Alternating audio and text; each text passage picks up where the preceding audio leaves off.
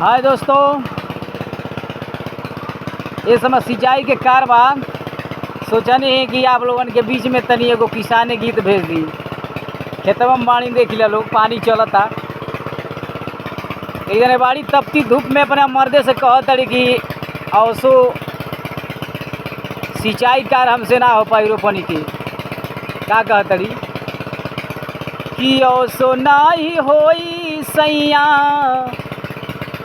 अरे औसो नाही होई सैया हमसे रोपनिया, नन बियाह भइल काचे बाजवनिया। अरे नन बियाह भइल काचे बाजवनिया।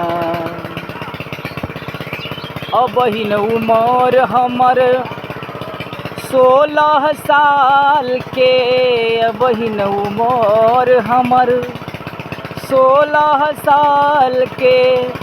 ऐसे जानी छुई हमरा गोरे गोरे गाल के, ऐसे जानी छुई हमरा गोरे गोरे गाल के।